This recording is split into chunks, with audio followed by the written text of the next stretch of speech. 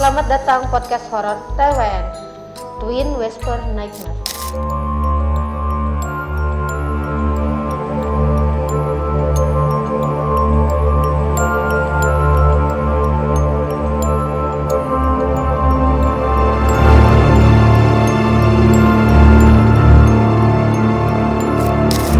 Bersama gue Anika.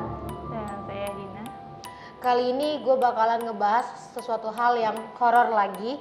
Dan gue kali ini pengen ngebahas sesuatu yang mungkin berkaitan di sekitaran Kak Dina kali ya. Apa yang pengen Kak Dina ceritain kali ini ke temen-temen nih? Kalau dari pengalaman yang udah pernah gue rasain sih kayak kalau kalian pergi ke suatu tempat dimanapun yang belum pernah kalian kunjungi ataupun sudah, kayaknya lebih bisa ngejaga sikap juga sih gitu kan. Karena gue pernah punya pengalaman yang gak mungkin dari orang lain ada yang pernah ngalamin atau ada yang juga belum gitu. Kayak gimana tuh sesuatu yang dialamin Kak Dinanya? Coba diceritain lebih spesifiknya jadi lagi. Gini, gue pernah pergi liburan nih ke kampungnya saudara lah ibaratnya gitu ya kan, ke Surabaya. Nah itu sekitar 3 harian lah mungkin. Sepulang dari situ gue ngalamin kejadian yang nggak pernah sebelumnya gue alamin sih. Jadi dari sana nih kita kan pergi wisata kemanapun kayak ke goa atau ke hutan-hutan gitu kan. Nah setelah gue pulang dari sana baru sampai rumah itu baru banget nginjakin kaki lah gitu untuk masuk melangkah ke rumah. Langkah ke rumah tuh ya. Nah itu gue baru ngerasain hal aneh. Kelihatannya sih biasa aja gitu kan, karena pas baru masuk ke rumah gue itu ngerasa kayak di perut gue tuh sakit. Nah setelah gue bilang ke nyokap, dipikir nyokap itu itu biasa kali, mungkin angin duduk atau capek gitu kan. Akhirnya dikerokin. Nah jam 2 paginya itu gue ngerasa kayak udah aneh lah gitu. Kebetulan mungkin kalau gue sih ngerasa emang gue terlalu sensitif juga orangnya gitu sama hal kayak gitu. Akhirnya gue pindah tuh, mutusin untuk pindah ke kamar nyokap tidurnya ya kan, karena gue sendiri udah merasa ketakutan gitu kan. Terus pindah ke kamar nyokap, baru masuk, nah gue tuh pengen ke toilet dan gue minta temenin nyokap lah gitu, Bu gitu kan, minta Ini lu udah berarti lu udah sama nyokap lu ya? Iya. Nah akhirnya gue baru keluar dari kamar itu, belum jauh lah, baru keluar dari pintu gue udah langsung jatuh pingsan. Gue juga nggak tahu sih itu artinya pingsan atau apa. Nah mungkin dalam keadaan emang perut gue waktu itu lagi mules gitu Iya, kan. sakit ya. Nah itu tuh gue jatuh pingsan itu dalam keadaan kayak gue tuh udah pup di situ gitu kan. Dan pup gue tuh kata nyokap tuh udah hitam. Kalau kata orang dulu sih ya, kalau misalnya pupnya hitam itu kan kayak tanda-tanda gitu kan, Tanda apa tuh? kayak Gue nggak orang tahu nih. mau apa sih ya, meninggal lah gitu kan katanya. Dan di situ gue udah dibersihin, digotong ke sofa, dan itu gue posisinya udah dingin, putih, gue udah ngorok kata nyokapku gitu. Gitu. Terus setelah gue juga nggak sadar, gue udah dibisikin tuh di telinga nyokap gue gitu kan. Nyokap gue udah bilang gini, kalau memang udah waktunya ibu udah ikhlas. Gue sampai udah diikhlasin sama nyokap gitu kan. Terus akhirnya gue dilariin lah ke rumah sakit, masuk ke ICU gitu. Nah dari situ juga gue belum sadar sampai akhirnya sholat subuh mungkin ya jam 5 atau jam setengah 6 pagian itu coba diazanin di kuping gue gitu. Terus pas diazanin, untungnya alhamdulillahnya gue selamat. Gue langsung siuman katanya, langsung sadar lagi. Ya udah, terus akhirnya gue masuk ke rawat inap dan didiagnosis sama dokter juga nggak ada penyakit apa sih katanya gitu. Udah tuh setelah tragedi itu gue udah pulang lah tuh dari rumah sakit. Nah di situ tuh sampai bude gue tuh telepon ke sepupu gue yang di Surabayanya tuh. Dan kebetulan sepupu gue juga itu punya sixth sense. Apa? Sixth sense, indra keenam. Dia juga bilang sih ke bude gue, udah nggak usah khawatir, Dina cuman kayak lepas gitu loh. Dan apa sih kalau ya ada orang yang ngerti atau enggak, kayak lepas dari badan gue sebentar. Roh lu tuh pergi dulu lah ya dari tubuh lu Dan ibaratnya. setelah gue denger itu, gue baru cerita ke nyokap sama bokap gue sama bude gue juga, kalau pas gue pingsan dan gue digotong ke sofa itu, gue emang ngeliat badan gue lagi digotong.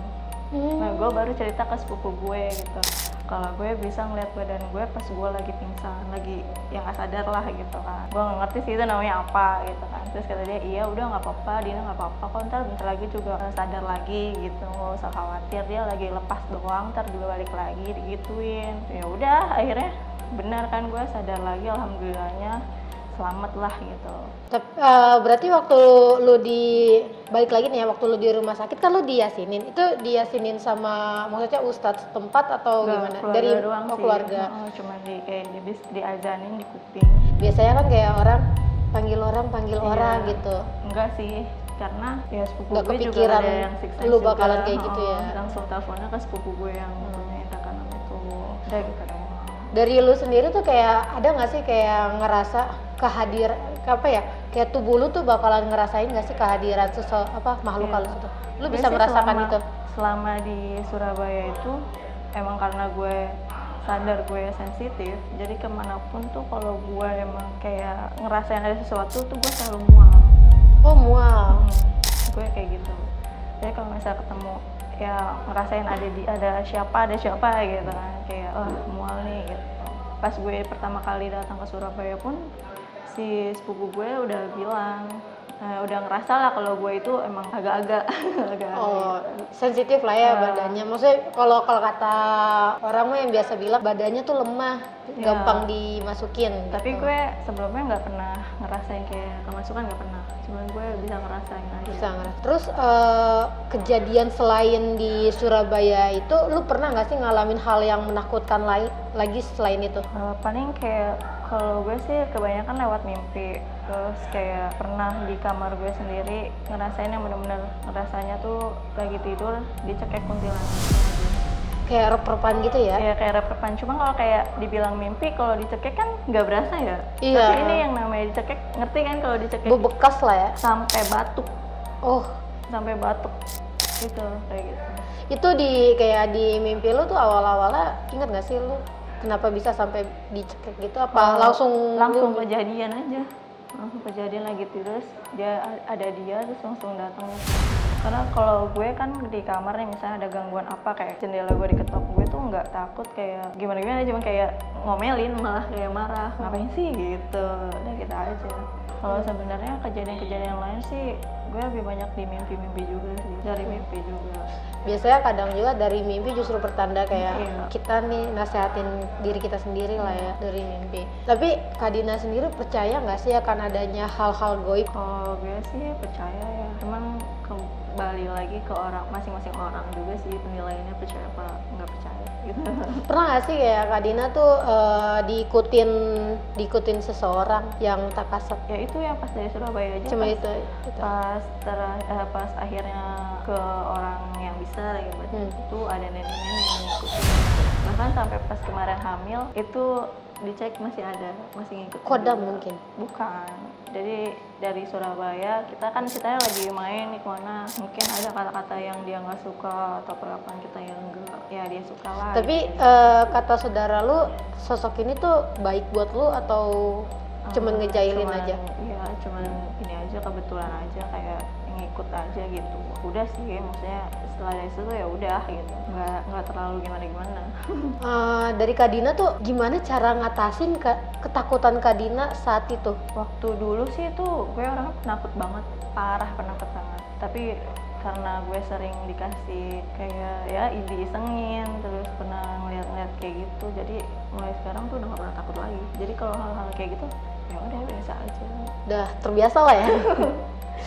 Ya udah gitu kan, ya takut pasti paling deg-degan gitu kan, Iya. namanya ketemu Iya, sama yang kayak gitu. iya sih, pasti. Kalau gue mungkin udah lari kali.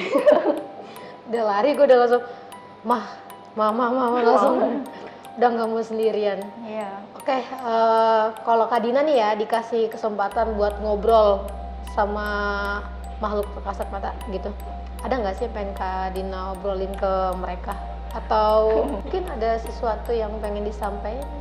Jujur aja sih ya, semenjak kayak gitu gue lebih suka banget kayak nonton jurnalisa, daerah misteri Sarah. Ya, gue seneng banget kayak nonton yang horor-horor kayak gitu, dan gue jadi terobsesi pengen banget nih gue jadi salah satu kayak mereka gitu kan.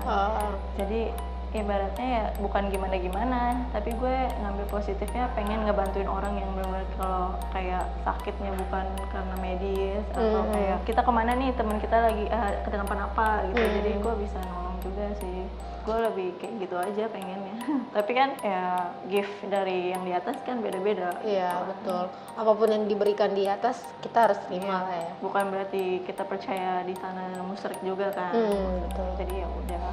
Intinya kita percaya akan kehadiran mereka dan mereka juga tahu kita hidup di sini Iya, gitu. karena kan katanya kita itu hidupnya berdampingan juga kan. Iya betul. Itu gue juga pernah dikasih tahu katanya tuh saking berdampingannya itu cuman sejengkal apa bukan sejengkal setipis apa gitu gue lupa. Iya, gitu. Pernah diinfoin.